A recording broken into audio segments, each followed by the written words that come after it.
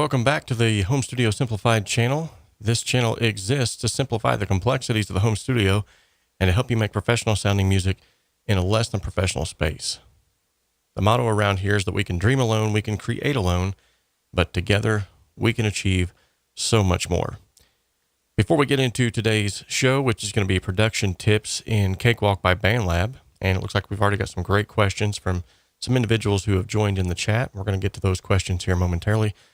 But before we do, let's go ahead and give a big shout out to these individuals. These are the HSS chart toppers. These are folks who have either donated through the super chat feature that's found in the bottom left-hand corner of the chat, or if you see a little icon on the right-hand side of their name, they are either memberships, YouTube membership members, or they are Patreon members, which means that they are funding the channel through a monthly donation. So thank you guys so much. Every one of you are awesome.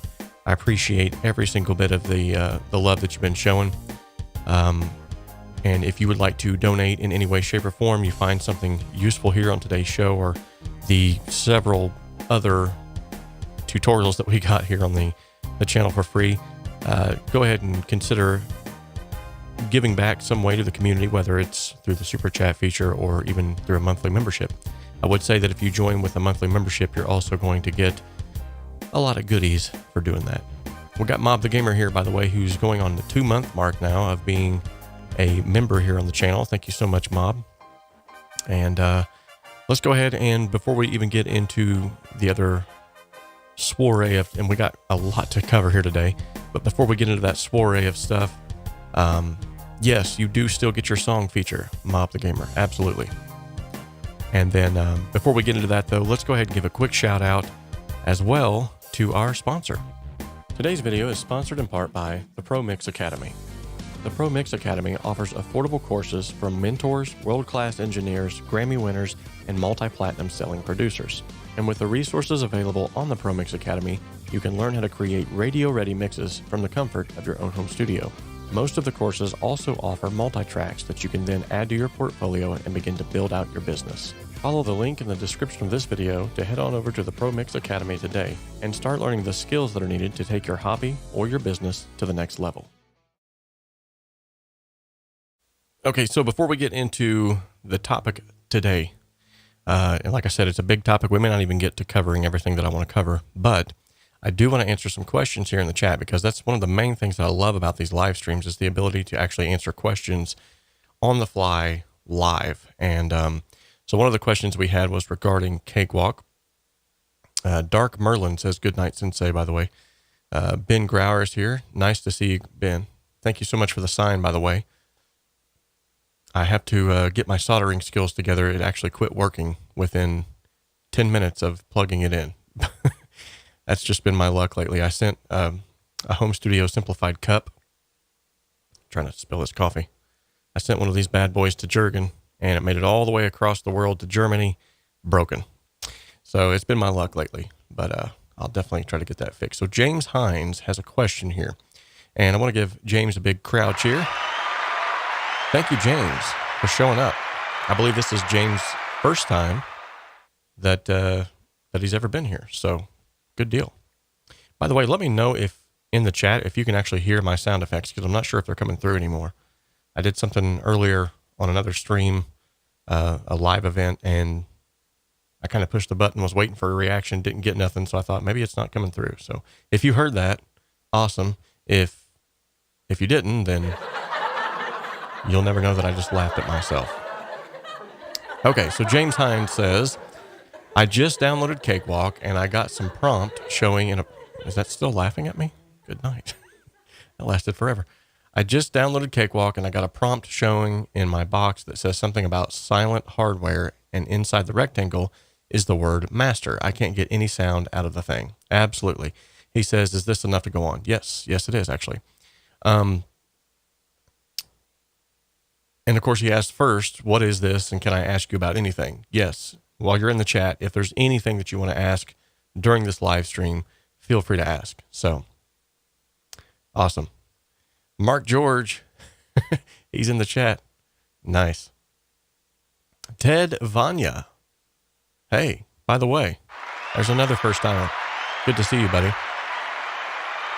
Okay, so the reason why you're seeing this is because you have you don't have anything routed from your master bus in order to hear what is coming out of the DAW. So there's a couple of different ways that you can fix this, and I'm going to go ahead and show them to you right now. Let me get my mug out of the way. Let's bring this up here. And okay, so if you look down here at this portion right here, this is the master bus. Now, this just happens to be located at the bottom of the screen because of the way that I have it set up, which is usually found in this little box right here. Now, what you'll notice is on the output, I have it set to my Rodecaster Pro stereo, which is what I'm actually routing all of this audio through right now. So if you don't have anything routed through that, it's going to give you an error saying that there's no way for it to play the sounds that are coming out of your DAW, if that makes any sense. So what you'll have to do is you'll have to find some interface here, or your computer, whatever it might be, for it to run that sound through so that it doesn't say that it's a silent bus anymore. That's all that means. So if I was to select none on this, whenever I would open this, it would actually give me that same error and tell me that I have a silent bus detected. It's basically Cakewalk's sort of, mitigation to help you along. So, because if you don't know about routing things, you don't know about routing in the DAW versus the computer, you're not going to know that your sound's not coming out and why it's not coming out. So it's like an indication of what needs to be done. It's just not worded maybe in the best way possible. Now, if you don't have any options there, I would say this too, and it looks like I just got an error. Where did that come from? If you don't have any options there, what you can do is go to Edit. Let me zoom in on here. So you go up here to this top bar and you go to Edit and then Preferences. And inside of here is where you find your inputs and your outputs. You're going to find that in the Devices section. Okay, if you don't have any inputs or outputs here, that means that for some reason or another, your interface is not syncing up with Cakewalk, in which case, 9 times out of 10, all you have to do is go into your driver settings and make sure that these have a in and an out, and also to your playback and recording, and then check that your driver mode is set to something applicable, whether it's ASIO or MME, 𝗬𝗏 shared, whatever. Try to go through these different ones, and sometimes it will force Cakewalk to recognize something that maybe it didn't before. Now, I typically always use MME because it just allows the routing of everything to be seamless when I'm doing live streams and things like that. Now, when I'm doing mixing and other things like that, I might switch it over to ASIO, but as of right now, I've had no problems with the MME. So hope that answers your question. Kind of a long-winded question to an answer, but that's that's fine. All right. Let's oh, cool. Very cool. We have 𝗏𝗏𝗧𝗿. I hope I didn't butcher that name, but he's here all the way from Australia. Sorry. Wow. Good deal. First time. Hey, we got a first timer, ladies and gentlemen. Good to have you on here, buddy. James says, I'm a boomer. That's fine. Don't worry about that. Mob the Gamer says, I was going to sleep. It's 3 a.m. here. I was going to sleep, but not anymore. Well, man, if you're tired, go on to bed. You can watch this later. Okay, so 𝗏𝗏𝗍𝗔, he has another question here. Let's go ahead and take Ted's question. Let me bring that up on the screen here real quick so we can all check that out. Ted says, why does my spacebar entering notes if I'm set in the write mode, even if I brush the spacebar? I would say that would be spacebar sensitivity. It just sounds like your spacebar is very sensitive, which is kind of odd. I see what you're saying, though. That would be kind of, especially if you don't want the notes there, that would be kind of aggravating at times. It definitely sounds like spacebar sensitivity, though, and I think there's a way to actually adjust the settings of how sensitive your keys are within certain, I'm not going to say it's on your specific model, but on most models, that is the case. If you go to the manufacturer, you can usually set that as such. Okay, let's see. Good. Everybody can hear the cheers and the chants and the good deal. James says, thanks. So I'm assuming then that James' question has been answered. Great. Great.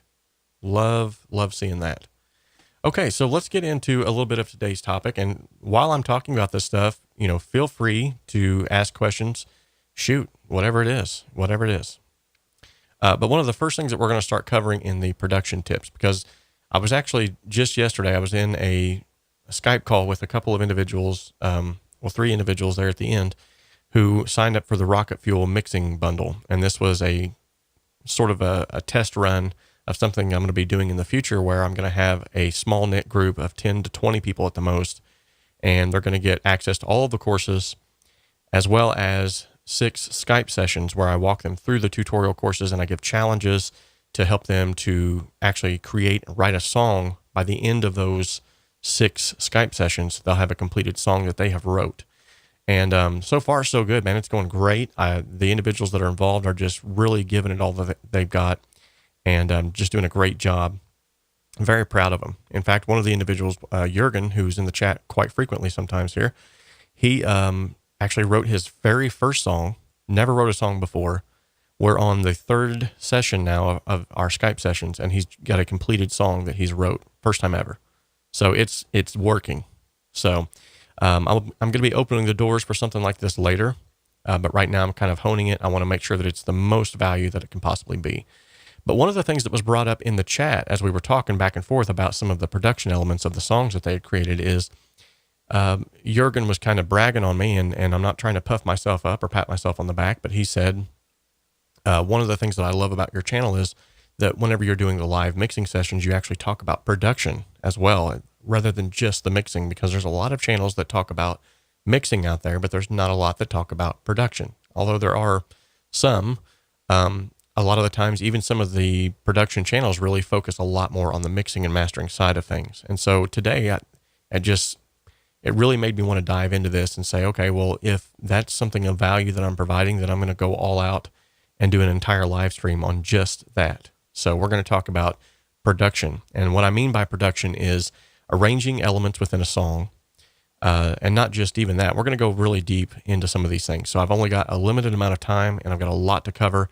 Like I said, you can still ask your questions. Don't feel like you can't do that, but we're going to cover a lot here. So, okay. We got some questions coming in. The CH in my surname sounds like the CH in Cheers. Oh, okay. So it's Freddie Machado. Nice. Gotcha. Gordon Greneau. Oh, ladies and gentlemen, we got another first timer. Man, you guys are awesome for the first timers today. He says, building his first studio at 67. Wow. Kudos to you, man.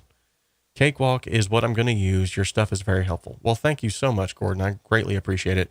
And yet again, this is just awesome proof that it doesn't matter what age you are to get started. I mean, starting at 67, some people might say, well, I'm well past, my prime. Not Gordon. It's very cool, by the way, that you're going to be using Cakewalk, because not only is it free, but it's powerful. So, Mob the Gamer says, here is my song feature whenever the time comes. Oh, I got to make you a moderator so you can actually post that. I forgot to add you again. Sorry about that. Timothy Reynolds is here again. Hey, Tim. Says the arranger track rocks. Okay, so Jean 𝗵𝗆. I'm not sure if I'm saying that right, but I'm yet again another first timer. He says it is possible to skip a beat or change the beat pattern within the composition and have the metronome act accordingly. Absolutely. In fact, you're more so able to do that now than ever before because of the most recent Cakewalk by BandLab update, which allows you to actually alter the tempo of the entire project. So with the tempo track added, you can literally alter the tempo on the fly and control the tempo. And I've covered this on another video, so I won't go in depth on it here because I don't want to mess this project up. We're going to be kind of working off of this, but yes, absolutely. Tone Mangler, what is up, buddy? Okay, so Mob the Gamer says it's by my friend Stephen Dunn, or Fox Mulder, featuring myself, produced by him and mixed by me. Nice. Has no content ID, so it's cool. Good deal. Yeah, if you want to go and check out I have a playlist, an entire playlist on Cakewalk by BandLab here on my channel. I believe it's up to 43 videos. These are in-depth videos that are going to show you the nuts and bolts of this program. They're all completely free. So if you want to go and check those out, I'm almost positive. In fact, I am positive. I recently just covered the tempo track. So if you want to go and check that out, I believe it was called Awesome New Features in Cakewalk or something like that. You'll see it on the channel. It's actually, it was well received, quite popular. So, okay. Let's go ahead and start diving into some of these production tips and kind of get through some of the fluff. Okay. And a lot of people are offering fluff. There's others out there that are doing a really good job of just giving you exactly what you need. Those are the individuals that you always hear about me here on the channel leading you to. And I'm not going to lead you to somebody that's going to feed you a bunch of line of junk. So whenever I say, go check out Warren Huart of Produce Like a Pro, there's a reason for that. That guy knows what he's talking about. He's really trying to help people. I've had other individuals who have reached out to me and said, hey, I want to help you. I want to do something on your channel. And I go and I check out some of their content because I don't want to just give anything to anybody here. And I have to write them back and tell them I have to regretfully decline because there's some stuff that they have said that I don't necessarily agree with. And I feel like that they're trying to lead people down the wrong path. So it's rough sometimes, but you got to do what you got to do. So number one, right out of the gate, here we go. Yes, absolutely. Yes. I will try to bookmark it. It's going to be very hard to do that, but I need to hire somebody just to bookmark my videos because I get that request a lot. So number one on my list of production tips, and like I said, they're not in any particular order, but these are going to be things that I think are going to help you as you're sitting down to produce a song rather than just thinking about the mixing mindset, because a lot of us are making our own music, correct? Tone Mangler. I'm kind of weird myself. And the third shift thing's got me all messed up. So at any rate, trust your taste. So in other words, quit second guessing yourself and remind yourself, who are you doing this for anyway? I mean, is it for you or is it for people? Honestly, at the end of the day, most of the time when we're writing our own music, and sometimes even when we're producing other people's music, a lot of times we're doing it for ourselves. We might be producing the music for the person, and no, we should never get into that mindset of it's our production and, completely negate the artist's mind or whatever their vision might be. But at the same time, we're also kind of doing it for ourselves because when that releases, we want to be proud of that. And so remind yourself often as you're setting down to produce a song, who am I doing this for? If you're trying to reach a specific audience, in other words, then this is going to be very mindful. It's going to keep you very mindful of the vibe and the feel of the song. For instance, if you're trying to reach an audience of 80-year-olds plus, you're not going to make a boom bap style hard rock beat. I'm sure there's some 80-year-olds out there that like that, but you're predominantly going to keep that thing a little more tamer. You're going to make it more like a sort of a 50s style with the big band style. But if you're trying to reach like a younger generation, you're going to hype that production up. You're going to put in some elements that necessarily wouldn't go in other elements. And so, but the main thing is to trust your taste. So your taste is what's going to put your specific fingerprint on that production, whatever it might be, whatever genre you might be working in. Every genre, everyone has their own taste. It doesn't matter. So keep that in mind. And then the next thing, number two, if I could give this production tip, is quit hating on popular music that's out there and say, well, because it's popular, my ego isn't going to let me create something that sounds similar to that. In all actuality, you can learn from those popular songs, even if you do hate them. Okay? Sit down and realize and analyze, there must be something about that song for it to have 1 million downloads and 1 million plays. Now, granted, we live in a world nowadays where a lot of this is political. And what I mean by that is not political in the sense of a polemic platform, but political in the sense of knowing who you know, and, you know, record executives knowing who they know and getting deals out there, and the money to push that out to the masses. But ultimately, at the end of the day, for the most part, most people still gravitate to it and like it. So even if you hate the song, sit down and with a notepad and try to write down the song structure. What is the song structure? Is it verse, chorus, bridge, chorus, outro? Like 100% of the song? Not 100%. Very close to 100% of the songs out there. But, you know, what is it that makes that song so catchy? What is it makes that song people gravitate to? What is that? And then write that down. And I'm not saying steal from it, but don't let your ego stand in the way of borrowing from those things, because in all honesty, when we get down to the nitty gritty of things, you know, we want our music to be heard. We want our voice to be heard. We have music inside of us that has to get out. And if we're completely honest with ourselves, all of our music that we create, no matter how unique it might be, we're pulling from a reservoir of our past of music that we like anyway. So why not borrow from the stuff we don't like, which then will, in some sort of way, break us out of that mold and help us to become something maybe even better than what we thought we could be by borrowing from our quote unquote hated music section. Does that make sense to you guys? I think it makes sense. It's something that, to me, if I'm in a rut, we actually just talked about this in the HSS collab group. Marcel Walden posted, he said, what do you guys do when you're in some kind of a creative rut? And Mob the Gamer posted on there, was one of the most beautiful posts in response to that too, is he said, listen to something that's completely out of your wheelhouse. You know, if you're predominantly listening to rock, listen to rap, listen to classical music, listen to something that will spur that creativity in a completely different way.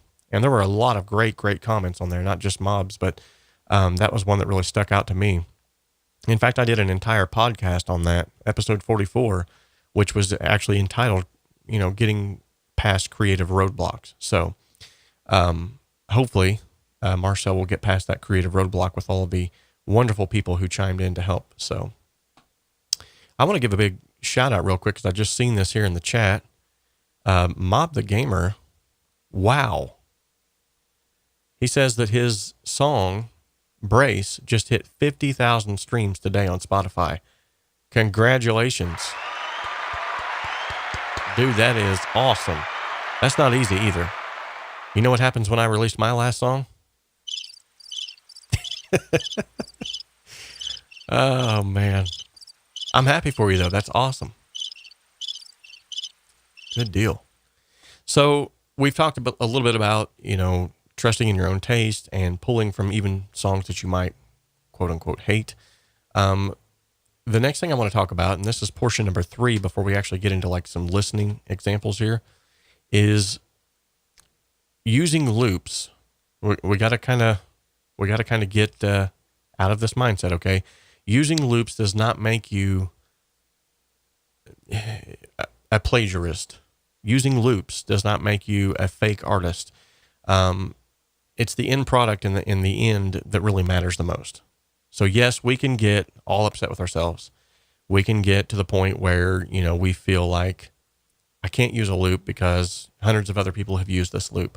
However, there are things that we can do in a production aspect to completely change how that loop is even played. You can throw arpeggios on things. You can throw an ARP on things. If it's a MIDI loop, you can just completely garble it with, you know, things like trash, which, by the way, there's a huge 𝗍𝗿𝗀 plugin sale. I'm not sponsored by them or anything like that, but this is one of those deals that I don't even buy plugins, and I might even buy this one. So, I mean, it's a huge, anyway, I'm getting shiny objects. I'm getting sidetracked. But don't be afraid to use loops. In fact, loops are 9 times out of 10 what helps me to get out of my creative ruts. I'll just put a loop on there, and even if I don't use it, it helps me to get past some sort of a hurdle. Mark the pianist here. Nice. Another first timer. If you're not a first timer and I do this, just accept the applause, because sometimes I have so many people come and go in these streams, I don't remember exactly who all is first and who isn't. I wish I had some kind of an app in here that could show me how many times people had visited, and then I could make people like top chat members anyway. But also, as far as that goes with loops, the same goes with samples. Don't be afraid to use samples either. Some people say, well, because I used a sample, you know, I'm cheating the system. I'm not being true to myself. I'm not being creative enough. It's the same thing with templates and presets. I talk about this all the time, and I get so much flack from this from individuals who are the purists at heart, you know. And one of the things that we covered in the rocket fuel mixing bundle session, I think it was session 1, is right out of the gate. I talked about use templates, use presets, use these things that will get you to a good starting point. You don't have to stick with that. But like, let's say for instance, and this is what I tell everybody all the time whenever they come up with this argument of, I can't use a template, I can't use a preset, it won't be me, I got to start everything from scratch. If you always gravitate to one guitar, if you always, or one piano, or one chord progression, or one amplifier, one microphone that you mic up your acoustic guitar with, if you always gravitate to those things, you're already in a sense using templates. You're just grabbing for something that you know that works. And that's all a template is. It's just simply setting up something that you know works. And so, like even here in this session that you can see on my screen now, this is a template that I've created. So this is called the Pro Startup Template. And inside this template, I have everything already color-coded. I have nice little icons here. Everything's just already set up the way that I would want it as soon as I open up my DAW. So I don't have to sit here and type in everything every single time that I go in here and do this. It's just here. And then, you know, it's like, why would I want to spend hours fiddling around with stuff that's not creative? So for the sake of me saying that I'm going to be creative, it just doesn't make sense to me. So now if that's your cup of tea, do you want to do that? I'm not going to knock you for trying. But nonetheless, there's definitely nothing wrong with using a template here and there. So Mark the Pianist, he says he is a first timer. Good deal. And he says, I just found you. Awesome. Good Catholic name, he says. So with that being said, we've talked a little bit about now some of the mindsets of this. Now this is going to be kind of like esoterical, kind of weird. You might be thinking, what's this guy talking about? But having a beverage while you produce makes your process much more fluid. And yes, I did mean that in a sort of a rhetorical sense, but it's true. Arguably, you know, caffeine. But it gives your hands something to reach for in those empty moments when you're just kind of thinking. And it doesn't necessarily have to be, you know, coffee. But at the same time, just having something to reach for in those in-between moments. And I even like to have, when I'm producing, a notepad and a pen and a paper and just something that I can, as I'm listening, as I'm talking with the artist, I can begin to jot down ideas and let them know, hey, I'm still listening to you, but I've got ideas rolling and I want to get these down, okay? But it's during those lulls where you're not really doing anything, instead of just letting yourself sit there and vegetate and drool on yourself, it's best to just, you know, pick up something and, that sounds good. Coffee. It sounds kind of weird, I know, but honestly, it just helps. It helps to ease the tension of the moment, especially when there's anybody in the room. As far as what beverages you use, that's up to you guys. I'm not going to tell you what beverages work best, but arguably, as I have said, caffeine tends to work for me. It's something that's going to keep me up. Jevin Roberts. Man, do we got another first timer? Good to see you, Jevin.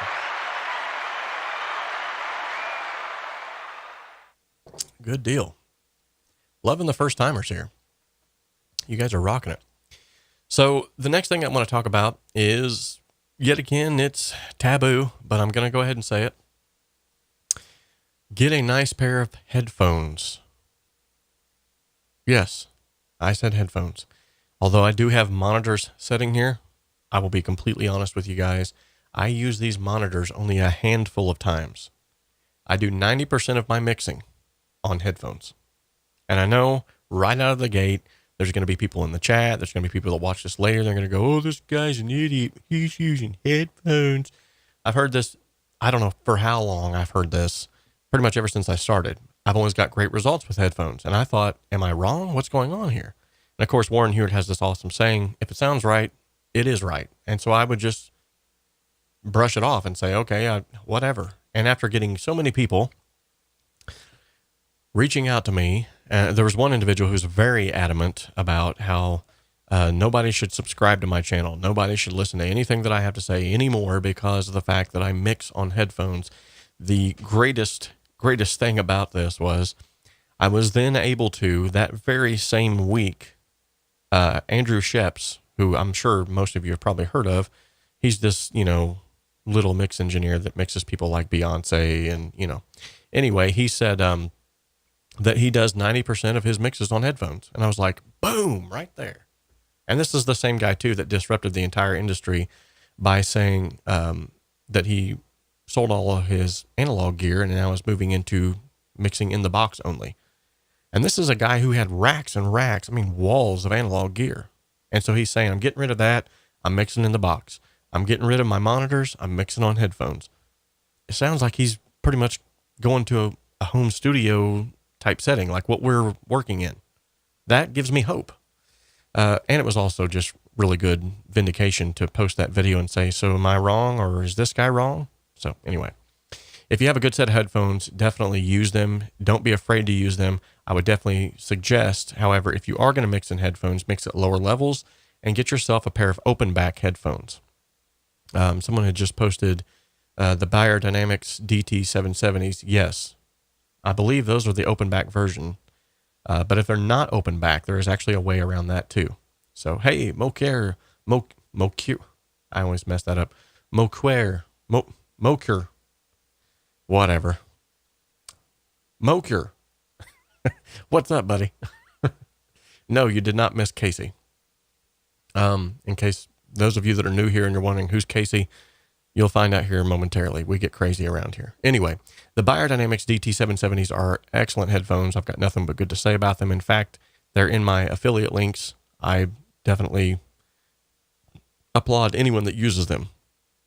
But if you have closed back headphones, what I was going to say was, if you have closed back headphones, just mix at lower levels. Don't try to blast it in your ears. It's the same thing as if you're mixing with monitors. Don't mix over 85 dBs. Preferably 82 dBs is the sweet spot for me anyway. If you mix so loud that you can't talk to the person sitting next to you. That was another little tip from, I believe it was Bob Katz, mastering engineer Bob Katz. He said, if you're mixing so loud that you can't talk to the person next to you, then you're mixing too loud. You have to be able to hear everything around you. And by doing this, you don't have to have as much room absorption. You don't have to have as much paneling on the walls and things like that. You'll notice here in my studio, I have just a little bit for the rear reflections, and I have just a little bit of diffusion here in my front of house, my my front, right here in front of me. Mixing front of, it's called something. I'm drawing a blank right now. But anyway, the lower level that you mix in, the less you have to worry about your room. The lower level that you mix in, the less you have to worry about in your headphones. Things sort of, and headphones can be very tricky, especially at loud instrumentation and things like that. The louder you turn them up, the more that you accentuate bass, the more that you accentuate things in the mix that you don't want to. So with that being said, looks like we're getting some more questions in here. Okay, they're not so much questions as they are statements. Let's look at these.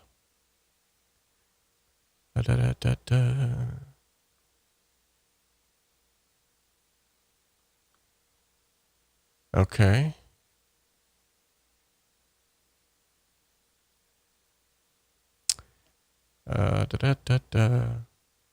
Oh, here we go. Mark the Pianist says, I don't use templates, especially with the Pro channel. Everything is set up for you. Plus, everything is quick and fast to set up in Cakewalk. Not as sleek as Studio One, but Cakewalk is free. Absolutely.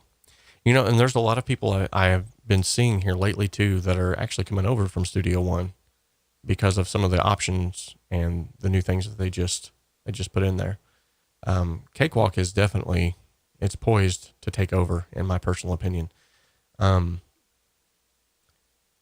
what you're saying is most of the things that you're using on a day-to-day basis for recording and production is already set up in the Pro channel. So that's pretty cool.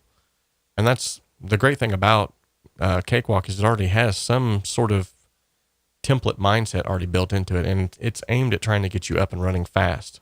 So I love it. I can sit down here, literally just come in here and say, I got an idea, boom, sit down, pull up a template, I'm ready to go. I can record in less than 2 minutes, as long as my computer's on and my guitar's plugged in and my amp's plugged in. There's that other existential setup stuff, you know. So Mark George says, you get a closer sound with headphones. I much rather prefer headphones than speakers. Awesome. Yeah, that's my personal opinion as well. It's not everybody's opinion. I'm not saying everybody in this chat should sell your monitors and go out and buy headphones. Everybody does things differently. There's no like really rules on this. It's just, I mean, obviously there are some rules, like, don't clip your master bus, don't clip your digital audio. It sounds like trash. There's all kinds of rules. Although there are no rules, there are some kind of like unspoken rules that you should follow. Mark the Pianist wants to know, do you use SonarWorks or Arc 2? No, I do not. I actually downloaded SonarWorks and tried a trial of it, and I did not like it. I did not like it at all. Mark the Pianist says, check out Avid Latino, the YouTube channel. Frank 𝗶𝗶𝘂𝗀𝗶𝗂 talks about mixing with plugins. He sold some of his equipment. I got to meet him in AES. Oh, nice. You went to AES 2106. Good deal. I'm assuming that was 2016. Otherwise, we have a time traveler in the chat. Mob the Gamer says, I've been watching CLA mix for the past 2 weeks.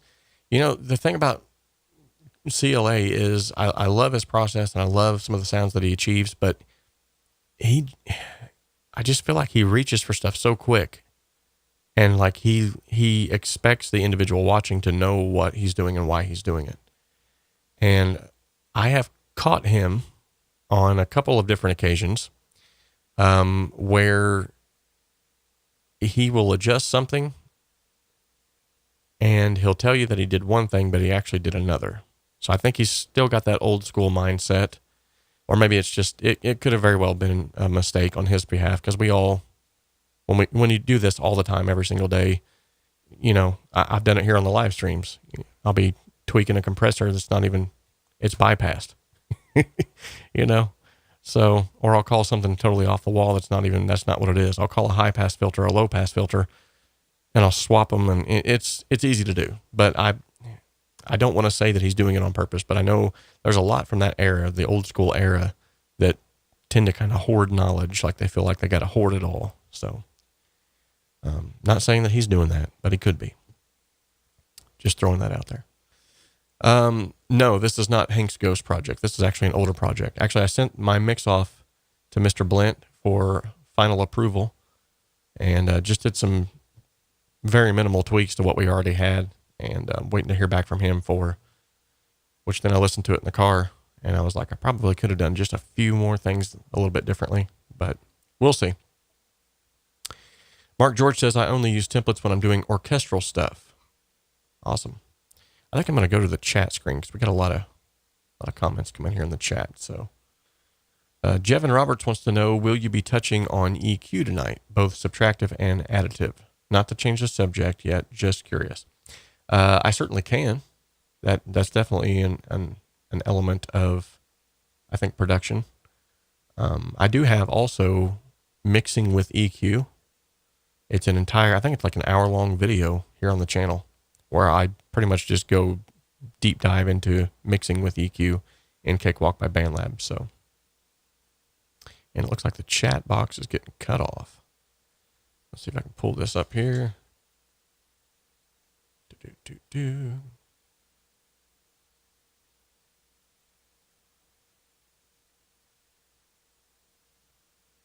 That's weird. There we go. Okay. So Mark George says, have you checked out Analog Obsession plugins? I have. I haven't got a chance to use any of them yet, but I have checked them out. They definitely look cool. I have to say that much. It's one of those things that, honestly, it's a good problem to have. But here lately, I've had a lot of plugin companies reaching out to me, and they're wanting to sort of, you know, for lack of a better word, put their stuff off on me. And so I've kind of been like, well, guys, you know, I'm kind of, and it's not a lie, I've been so stinking busy, it's like hard for me to even find time to do some of this stuff. So, but yeah, that's definitely, they've been on my radar for a while now. So Mark the Pianist says, CLA is old school, gives you direction and expect you to figure it out. Templates are good for recording. Right. Thank you, Jevin. I appreciate that, buddy.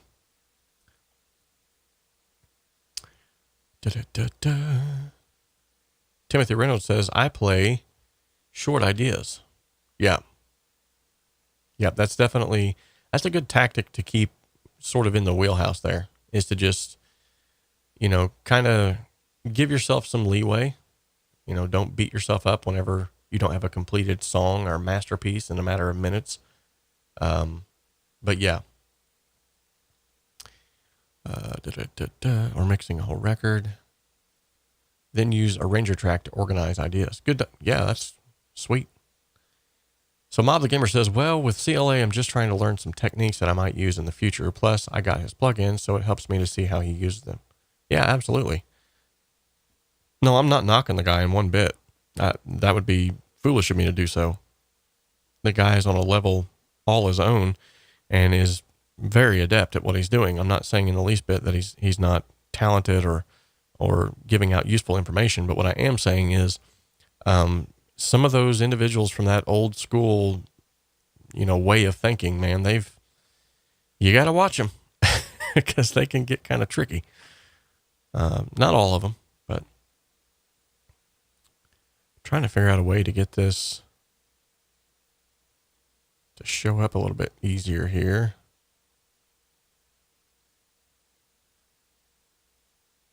Oh, kind of like that. Imagine that it's purple. Music is just amazing. We all have so many different ways to work. It's just amazing me every time. Mob the Gamer, I love CLA. I use this Mixdown. All Waves plugins are great. Awesome. I'm not a big Waves fan. That's no reflection on whatever you want to use. That's fine. Like I said, it's up to you. Just never have really been a big Waves fan. I don't like the way it takes over your computer and then tells you what you can and can't do. So to get back to, I'm getting caught up in the comment section here. Number 7, tip number 7 here on production.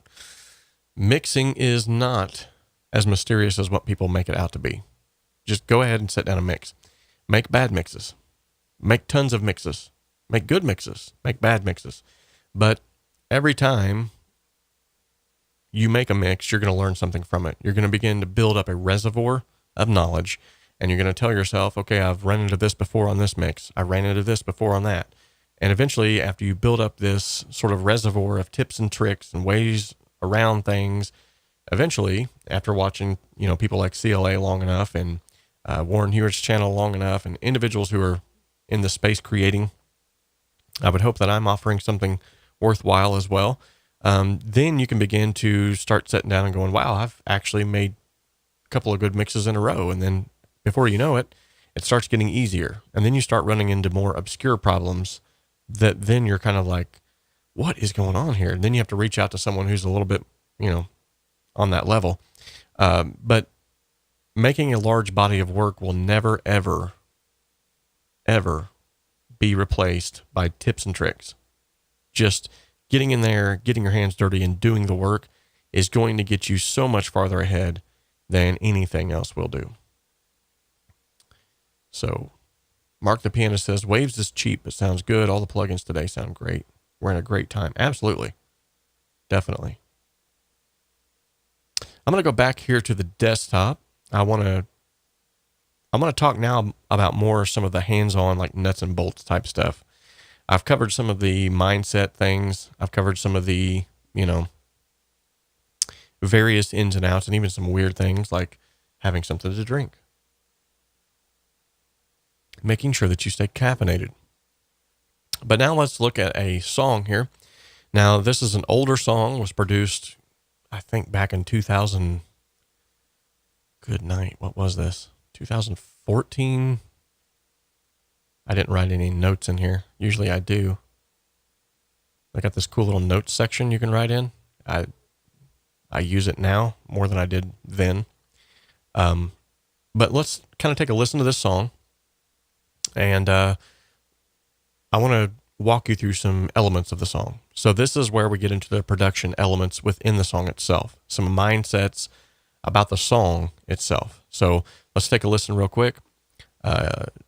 Yet again, this is an older one, so I'm sure the quality is not quite as good as it should be, but you're going to learn something nonetheless. So let's check it.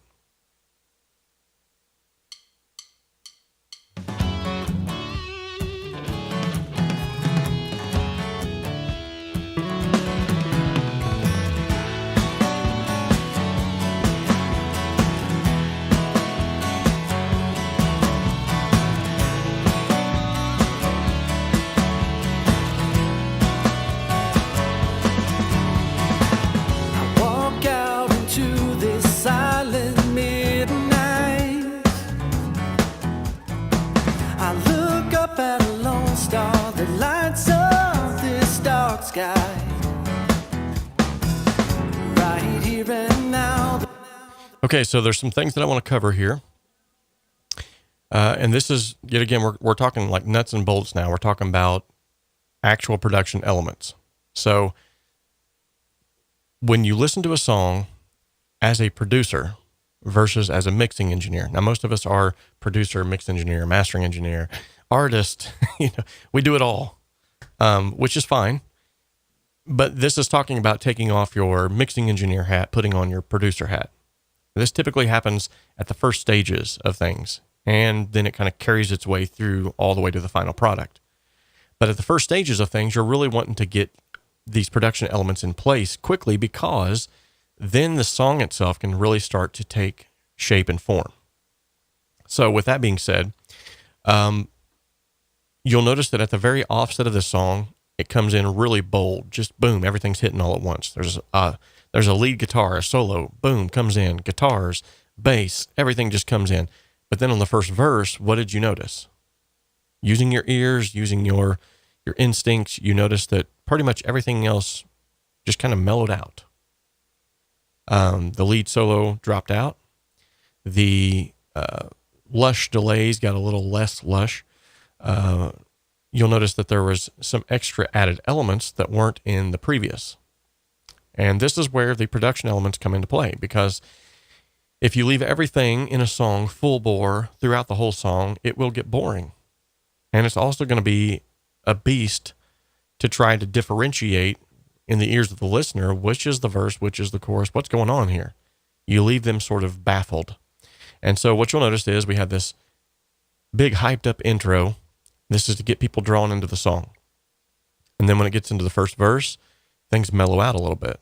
Now watch what happens when we get into the chorus. So we're going to start at the beginning of the first verse here again. Loud music in 3, 2, and 1. I walk out into this silent midnight. I look up at a lone star that lights up this dark sky. Right here and now, the feeling's overtaken me. To be rid of indifference and the troubles that plagued me. And though to be it's strange, it seems my fate has changed course. And everything that used to matter don't make sense anymore. 'Cause many years ago there was a one-man soul who walked the same dirt I now stand upon. Okay, so now we're getting close to the chorus. Take a listen to the instrumentation changes. Are we too blind? Are we too blind to embrace? Take a look at the world outside tonight. All is at peace. Shake the bones from within your own skin. Wake up your soul. 'Cause I don't need a magic show or a miracle to help me see the light. I can look in my children's eyes and I can feel his love. I walk back in. Okay, so as you could hear, we had that sparsely populated moment in time for the verse. Now, the verse was rather long. This individual, Justin Clark, who I recorded here, like I said, I think it was 2016, somewhere back around there. He is a singer-songwriter who was greatly inspired by Dave Matthews. You can hear that all over his music. But his songs are absolutely amazing. And so his verses are a little bit longer. So you'll see it's kind of hard to put too much in that because the fact that the words have so much to say. So you don't want to drown out the words by adding too many production elements. So what did we add here? Well, during the verses, we just simply added these little, and I'll put these as we'll do a dim solo mode so that you can just hear them a little bit louder, but still hear the other music behind it so it won't completely drown it out. But take a listen to this. Walk out into this silent midnight, right here and now. So you'll notice that during this first verse, then I just have this little bit of guitar work here. That's just being thrown in there. It's extra. It doesn't need to be there, but it is there. And the reason why it's there is to throw in something new for the ears to hear. Production is 90% about getting your audience interested in the song and keeping their attention throughout the entire song. That's hard to do, especially in today's world we live in, because you're battling with phones and social media, and yes, you heard a puppy. And so it's one of those things where you have to find creative ways to do that without damaging the rest of the song. So then whenever we get into the chorus, there's a little bit of a change here in the sense that now we've added in something to the vocals that wasn't previously there. This is where I always usually love to affect the vocals the most, is in the chorus. You want those vocals to sound a little bit different in the chorus than they did in the verses. You want them to sound a little more prominent. You also want them to sound like they have a different effect on them. It doesn't have to be noticeable to the listener, but it needs to be noticeable to you as an engineer, as a producer, so that you can say, okay, there's been a difference here. It's not going to translate as easily to the listener because they're not going to sit there and go, oh, I just noticed that he put a little bit of a saturation, a little more saturation on that vocal. But all they're going to notice is that the song sounds exciting. It's drawing them in. It's keeping them interested. Okay? So this is one of the things that I added during the chorus. Take a look at the world outside tonight. All is at peace. Now, by itself, that sounds like trash. But when you add that in with the lead vocals, you get this different sound. So let's listen to, actually, instead of soloing that, let's listen to a little bit before that. You'll hear the vocals in the verse versus the vocal in the chorus. Now, what you're going to notice is that it's not boldly different. This is not crazily different, but it's enough to make it interesting. And now that you've heard it on its own, you'll probably pick up on it easier. So check this out. This is in the verse section. So loud noise in 3, 2, and 1. Are we too blind? Are we too blind to embrace? Take a look at the world outside tonight. All is at peace. Shake the bones from within your own skin. Wake up your soul. If you were able to hear that, then you've got golden ears, because it's almost just like buried under there to where you almost just can't hear it, but it's there.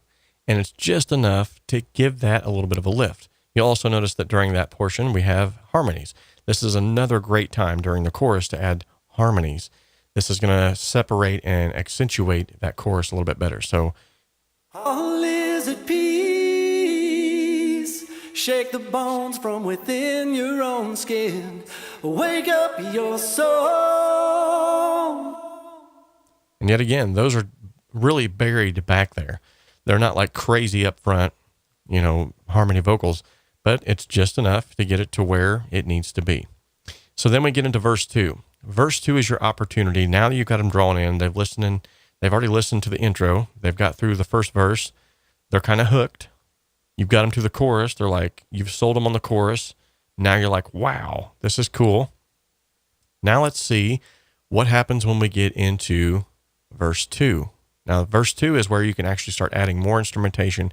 You're building up a crescendo is basically what you're doing.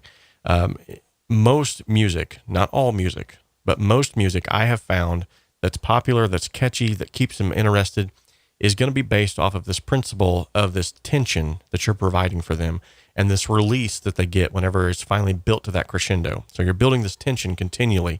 You're just like, there's something coming. And then boom, they get this payoff and they've got this beautiful, chorus crescendo bridge. And then all of a sudden everything drops out and they feel this release, and it's beautiful. And we're going to see this here in the song. So this is verse 2. And yes, I will solo out the vocals here in just but a moment.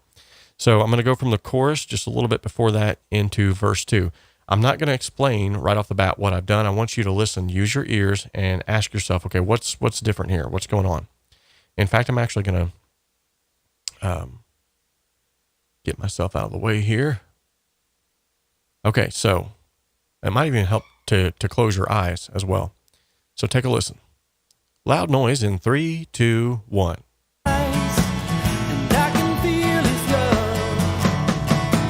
I walk back inside to find the house absent of lights. Down the hall I can hear them all sleeping. The angels of my life rest on soft white pillows. I listen to them breathe as a father's heart billows. With the love I feel. Okay, so a lot of stuff is happening here in the second verse. We've drawn them in. We've got them to the chorus. They're hooked. Now we got to keep their interest. So what's happening in this second verse? We have the addition of a lead guitar that's providing rhythm, that's providing a little bit of push. It's providing that, like I said, that crescendo, that build. It's providing that tension. So check it out.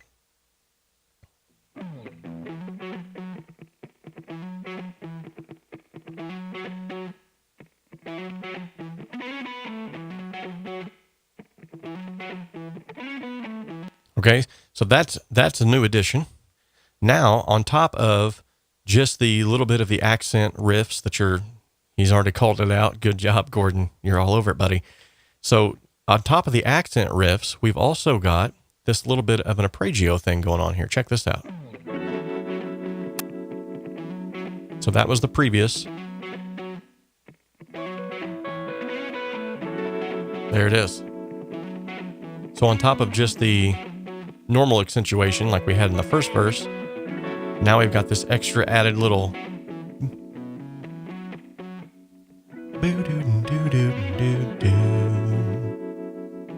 Okay, that's not it though. Yet again, it's all about this building. Okay, so as you can tell, this is getting me excited. I love this song too. It helps. So there's also the addition of the analog session, which is a stock plugin, or it used to be anyway, with Cakewalk Sonar Platinum, the ultra analog. This thing's amazing. So this thing here is being added, and it's coming in slowly.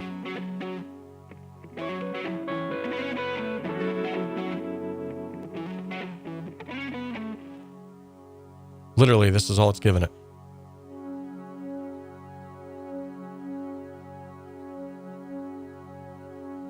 That's all it's given it. But it's given it a lift. You're going to notice when you hear this now, when you hear this back, with all the elements added back in, and you start to pick out these elements now that you've heard them by themselves, you're going to be like, okay, wow, I'm starting to see this take shape. It's coming together. So let's go back here a little bit before the chorus ends, and we'll go into the second verse. And I want you to pay attention and listen to these things. By the way, thank you for liking the electric guitar work. That's yours truly. Thank you. Okay, so loud noise in 3, 2, 1. And I can feel his love. I walk back inside to find the house absent of lights. Down the hall I can hear them all sleeping. The angels of my life rest on soft white pillows. I listen to them breathe as a father's heart belows. With the love I feel, though at times it's too surreal.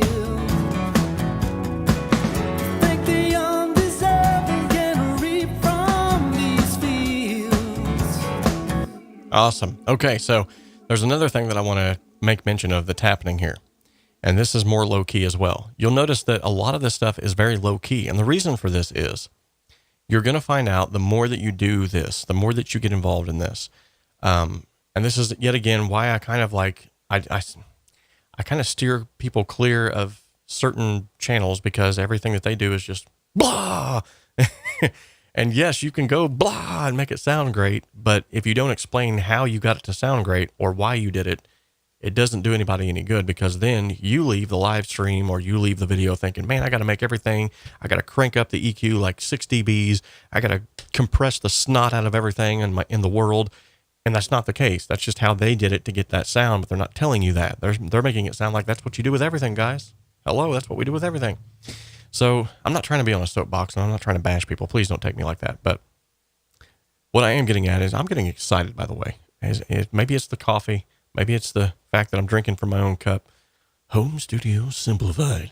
Maybe it's the fact that 𝗬𝗄𝗅 𝗬𝗂𝗍's in the house. I don't know. But let's talk about subtlety, because when you graduate from, that's actually that's a good point. A good mark of someone who has graduated from the, I want to say amateur level, probably the best, that's the best way to put this. Someone who's graduated from an amateur level to a more professional level is someone who doesn't use big sweeping moments anymore. They are using these small gradual moves. They're using these subtleties. And really, like, a good mix engineer is all about subtlety. And it's in ways that you don't even recognize sometimes. You don't listen deep enough, like there's certain things that you'll hear in songs that's on the radio, and you'll ask yourself, why do I like this song so much? And you'll start to listen to it. And there's even times when I've been watching, videos of famous songs that were mixed and mastered by individuals, and they'll go, check this out. And they'll mute something. And I'm like, oh my goodness, how did I not ever know that was there? And it's one of those things that a lot of the subtleties that I'm talking about when it comes to production elements, it's things that you don't know that are there until they're gone. And then you're like, something's missing. And that's what I'm talking about. So the next portion of subtlety comes from the bass guitar. Now, up until this point, the bass guitar has been, and yet again, this is yours truly playing the bass. I'm not a bassist. I sound more like an angry guitarist trying to squeeze a solo out of a bass guitar, but it worked. But what you'll notice is, up until this point, the bass line has been kind of just ba-da-bum-bum-bum-bum, ba-da-bum-da-da-bum, ba-da-bum-ba-da. It's just been very simple, okay? But now it's getting a little more gritty. It's getting a little bit more, I'm throwing in some fills in there. So let's listen to just the bass.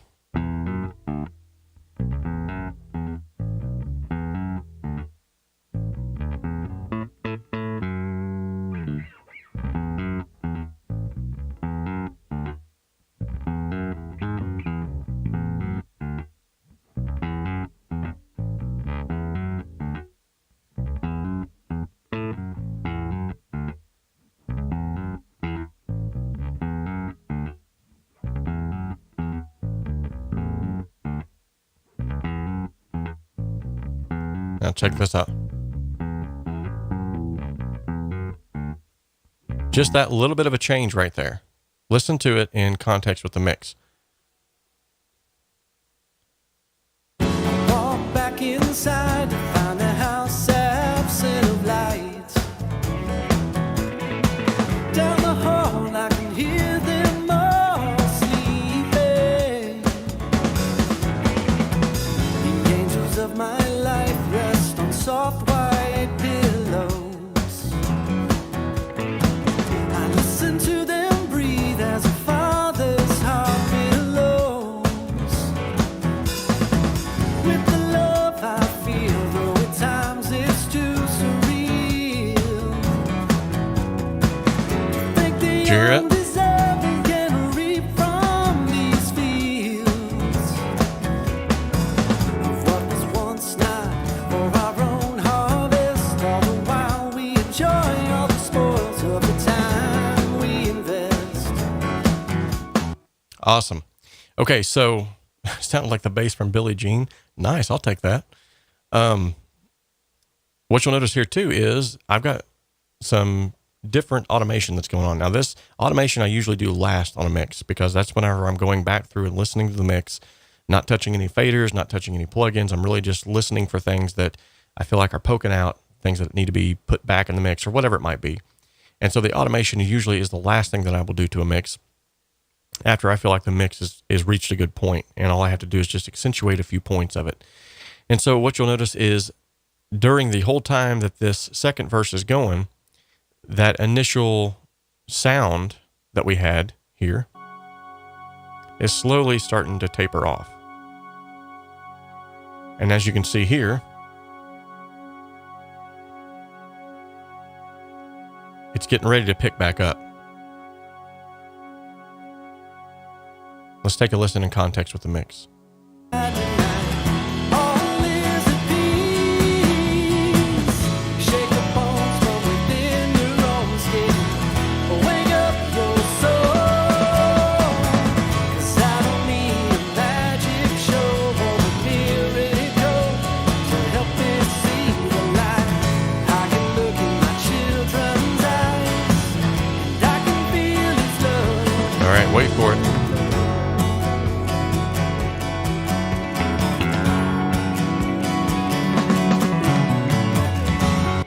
Okay, wait for it, I said. Here it is. So we've built up this crescendo. We're at chorus number 2. We've just went through second verse. We've got them hooked. We've kept them hooked. We're introducing new elements that they don't even realize they're being introduced. They're being drawn in. They don't even know it.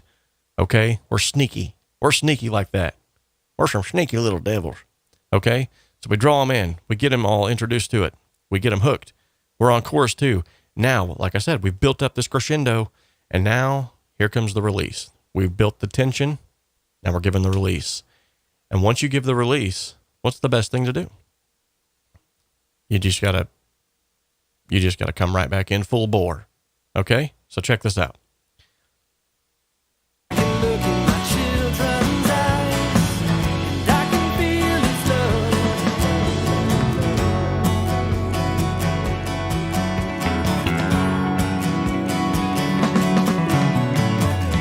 Just wanna be certain, don't wanna play it safe. Be ready for any moment, but do whatever it takes. To do whatever it takes. It's not to be selfish, no. It's not to win the race, but it's a long climb to the top of the mountain to find the light of His grace. To find the light of His grace. Now wait for it. Here we go again. Walk out into the silent midnight. I look up at a lone star that lights up this dark Here we sky. go. Take a look at the world outside tonight. All is at peace. Shake the bones from within your own skin.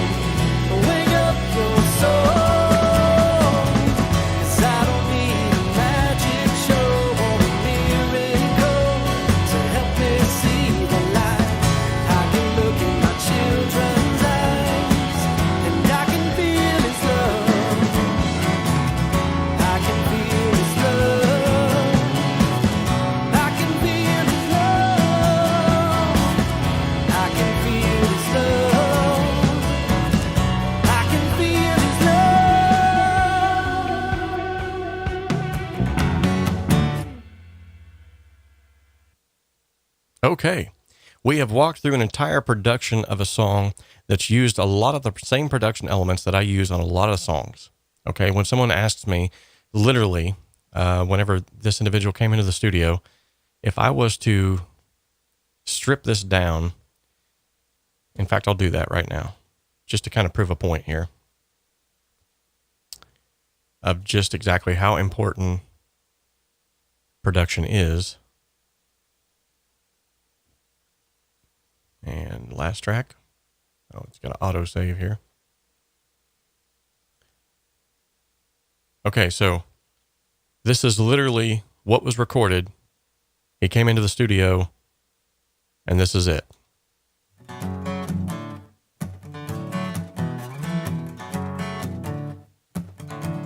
Not bad.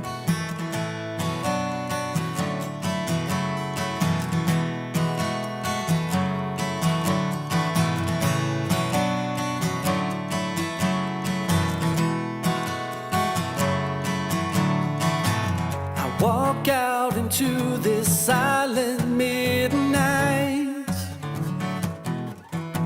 I look up at a lone star that lights up this dark sky. Okay, so that was literally all that he came in the studio with. He was happy with that. That was going to be his recording. And I told him, I said, if you were willing to pay just a little bit more, which I ended up liking the song so much, I gave it to him for free. But I said, if you're willing to pay a little bit more, I would actually produce this song. This was the first time he had ever had, we did about 3 or 4 songs in the course of a couple months. The first time he'd ever had his song produced. Okay. Thank you, 𝗏𝗏𝗏.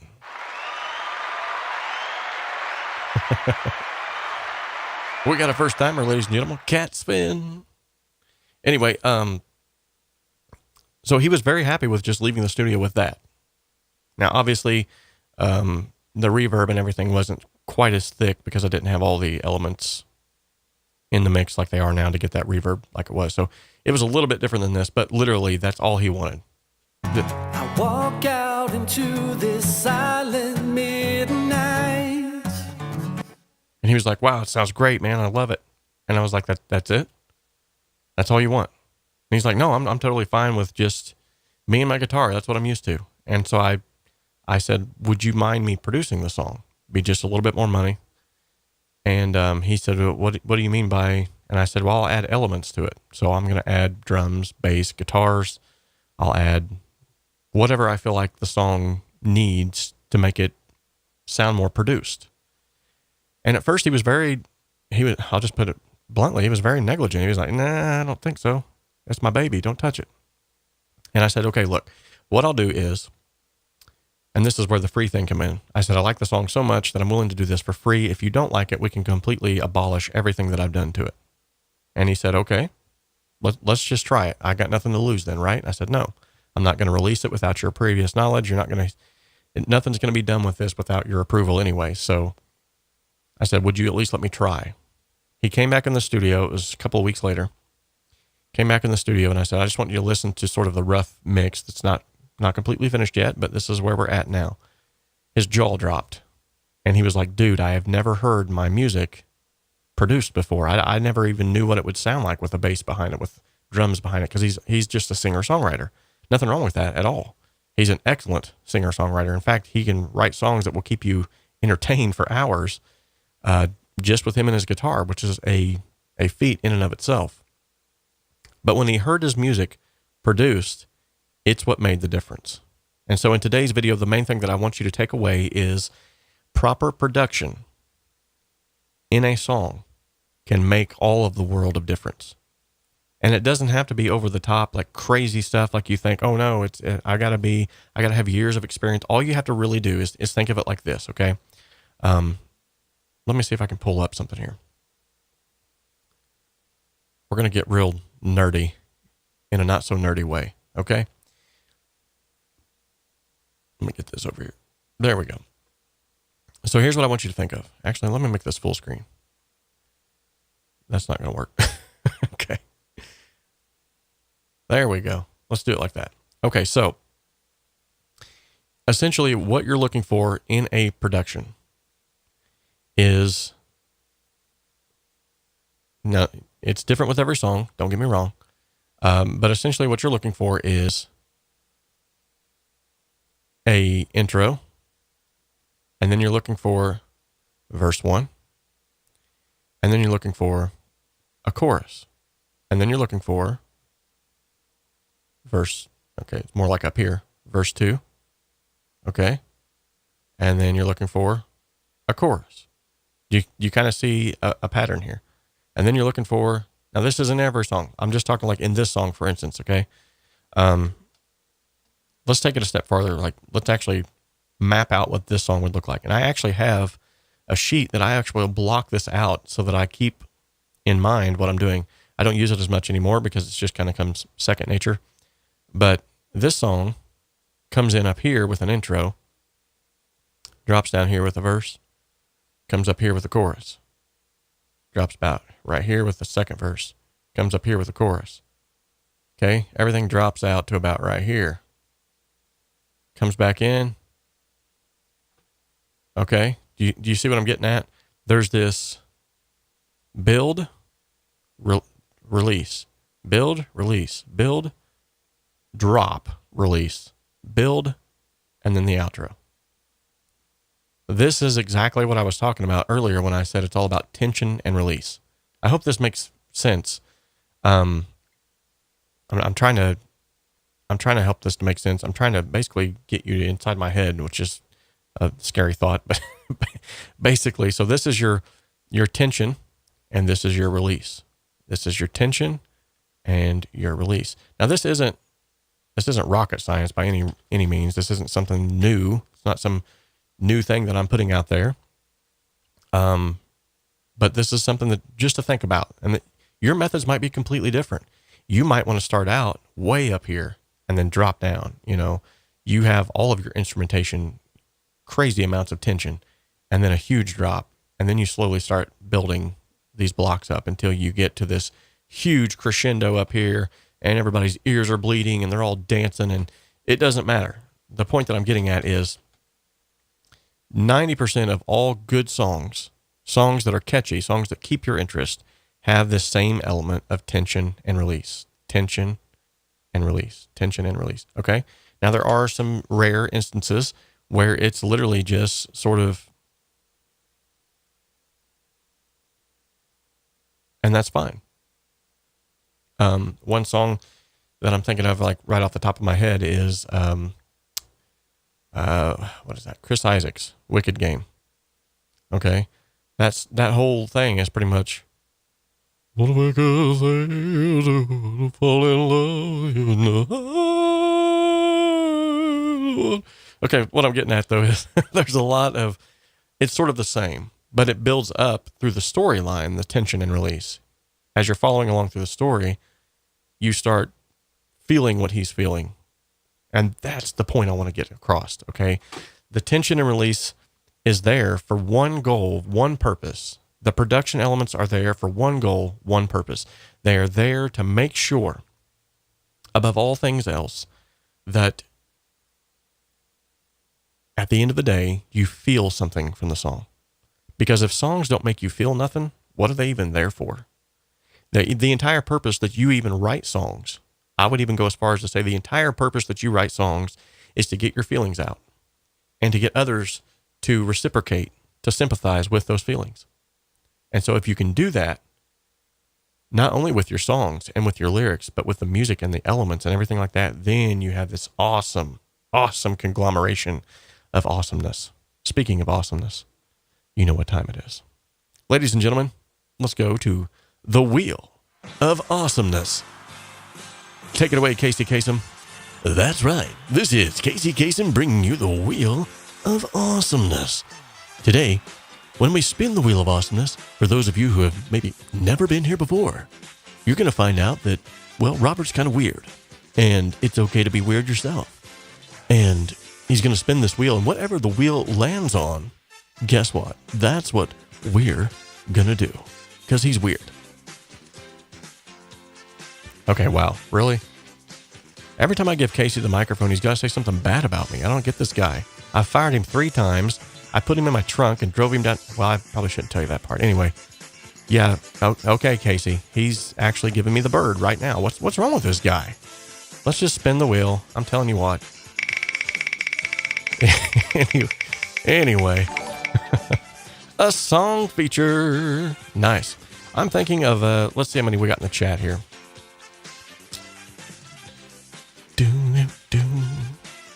While I'm looking at how many we got in the chat, let's give a huge shout out to these awesome individuals who have recently subscribed and or followed on the Facebook page. And Jurgen, who has just upped his monthly donation from $1 to $4.50 a month. Thank you so much, Jurgen. It's greatly appreciated, man. Okay, so these are some awesome individuals. I'm going to see how many's in the chat before we get to the song feature, because I'm going to try to pick a number here. We'll do it that way.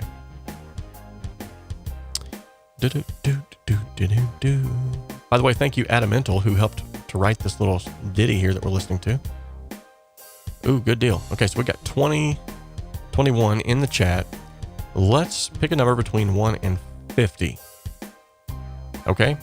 The first person to get closest to the number that I have picked will get a song feature here on the next live stream. And while we're talking about song features, we have a song feature from one of our HSS members, none other than the now incredibly rich and famous 𝗵𝗶𝘅, who has 50,000 streams on a song.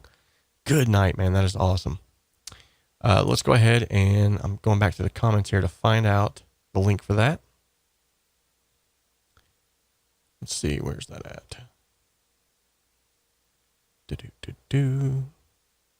I know I seen you post it in here. There it is. I just broke my chat window. That's not cool. Okay, I'm going to have to find out a different way to play that.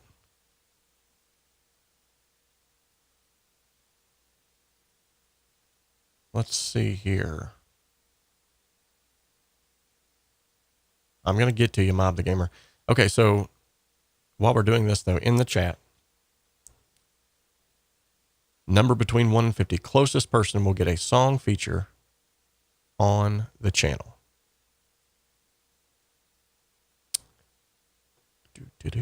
Okay, got my chat back. Mark George says 52. Yeah, you little wise guy. You're a wise guy, eh? It's coitins for you. Coitins. All right, I'm being weird today. I'm sorry, guys. No, I'm not. I'm gonna continue being weird. You know what? That's just who I am. Okay. I'm feeling my oats today. Had a good day today. Actually just got word that I'm going to be going back to day shift. So that's good. Won't be so stinking tired all the time. What was I doing? Oh yeah, I was trying to play Mob's song here. Come on, man. Stick with it. Shiny metal objects. All right. He posted it right up here. Somewhere. Mob, if you don't mind, if you can give me that link again, because it's not showing up, or I've just lost it, one of the two.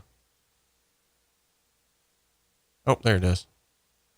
Okay, open link, copy link, doo-dee-doo. There we go.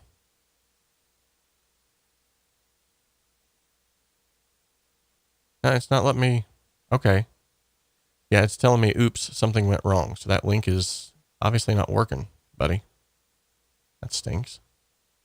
Do you have it on SoundCloud or anything like that?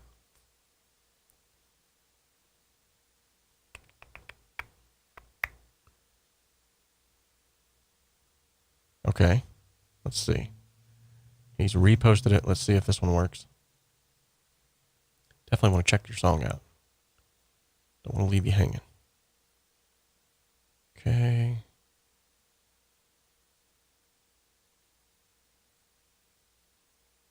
Nope, it's telling me something went wrong every single time I do it. Maybe it's because I'm actually on YouTube and you're sending me a YouTube link. That could be part of it. Yeah, it's blocking me. It's blocking me, bro. Let me see if I'll open up a different web browser. See if that works.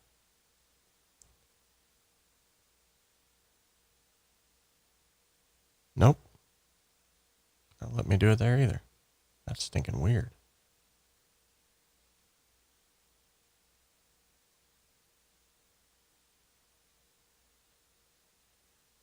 Huh.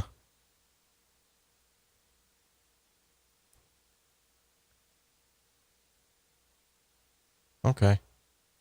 Yeah, if you got it on SoundCloud or something like that, man, you're going to have to help me out here because it's not.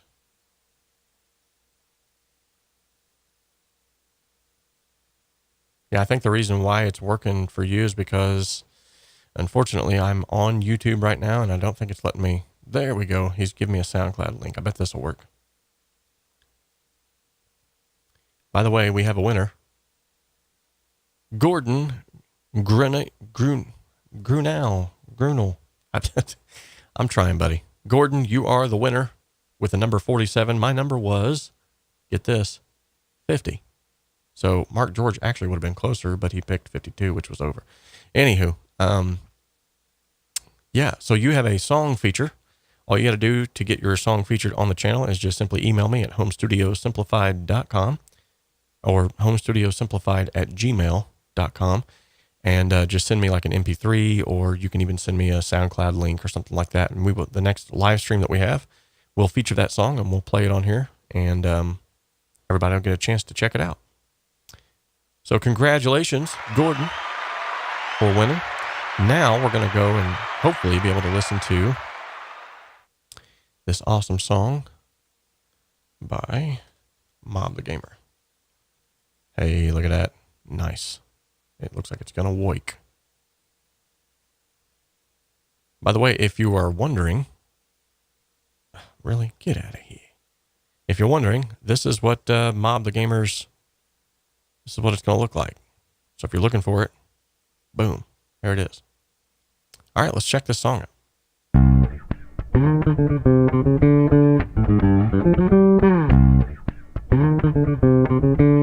Grew now. Gotcha. It's Fox and the MOB, not stop with the energy. I hardly recognize myself. I stop them. Remember me. The toxicity of your affinity is not defined. I see the vicinity of obscenity all up in your eyes. It's gonna take more than a system just to break me down. That's why I'm smiling while my mental state remains a frown. And I'm pursuing this, a life where black and blue. This is the bruises on my skin and not a force to hateful use it is. Not time for me to forget it, regret it, get it poppin'. Cause life is too short and my friends, they end up dead too often. So I just wanna live my life from cradle to the coffin. And when I'm rotting in my grave, my name will never soften. Fox Motor, gonna against you soldiers, lining them all up and snatching away their souls, yeah. Fox Motor, Billy the one and only. Got you in your bed, watching 𝗏𝗏𝗅, feeling lonely.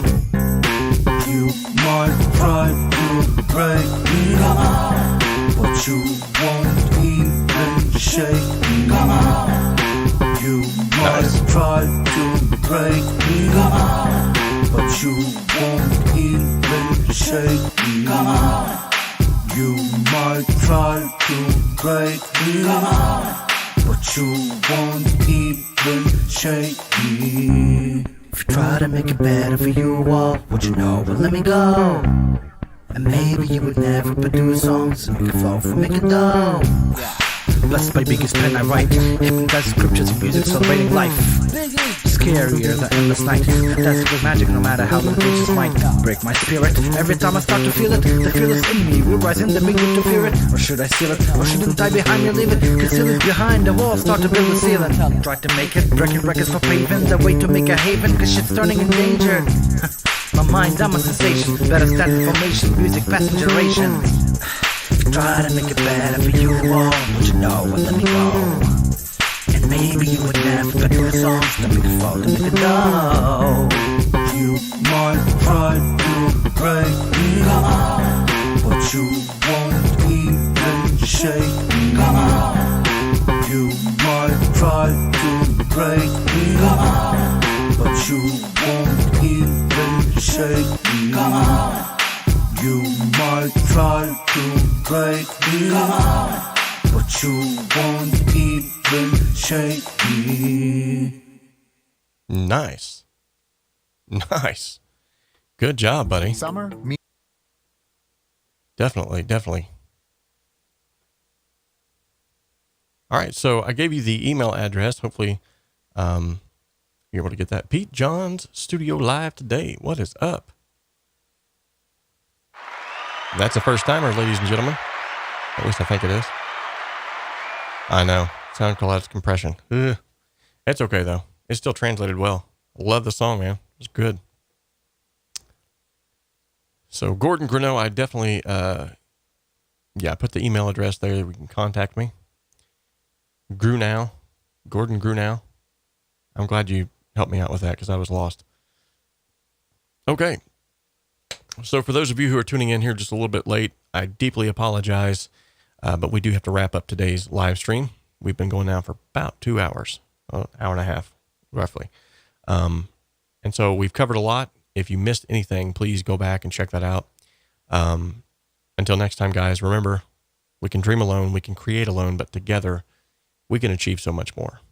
And I appreciate each and every one of you that were in the live chat today, all of the comments that were given, all of the love that was given. I love you guys. Really appreciate you all showing up every single time we have a live stream. Just makes a big difference. It really does. So until next time, guys, remember, only you can prevent forest fire. I don't know where I'm going with this today. Anywho, this has been a video on production talk with Cakewalk by BandLab. However, this is applicable to any DAW you might be using. And so, Mob the Gamer, get some sleep, buddy. Remember that this channel exists to simplify the complexities of the home studio and to help you make professional sounding music in a less than professional space. We can dream alone. We can create alone, but together we really, really can.